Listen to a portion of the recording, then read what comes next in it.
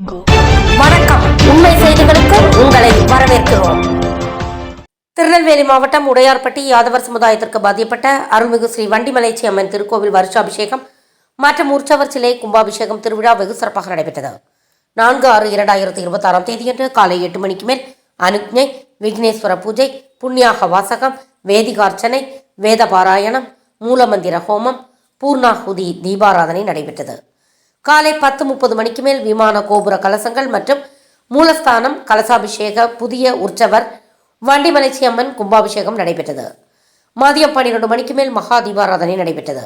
மாலை 6:30 மணி முதல் 8:30 மணி வரை மாபெரும் திருவிளக்கு பூஜை நடைபெற்றது. இதில் ஏராளமானோர் கலந்து கொண்டனர். கலந்து கொண்ட அனைவருக்கும் பிரசாதம் வழங்கப்பட்டது. இரவு 9 மணிக்கு ஸ்ரீ சிவமணிகண்டன் ஐயப்ப பக்தர்கள் குழு சார்பில் அன்னதானம் நடைபெற்றது. ஏற்பாடுகளை நெல்லை உடையார்பட்டி யாதவர் சமுதாயம் மற்றும் திருக்கோவில் நிர்வாகம் செய்திருந்தது. நமச்சிவாய விளக்கே போற்றி,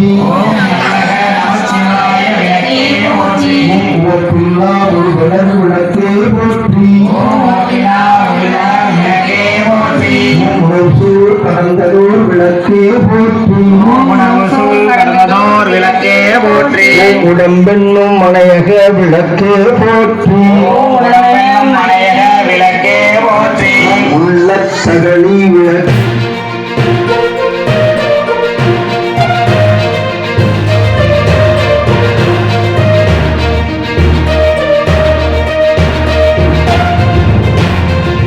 Thanks for watching உண்மை செய்திகள். நெல்லை செய்திகளை உடனுக்குடன் தெரிந்து கொள்ள சேனலை சப்ஸ்கிரைப் பண்ணுங்க, லைக் பண்ணுங்க, ஷேர் பண்ணுங்க.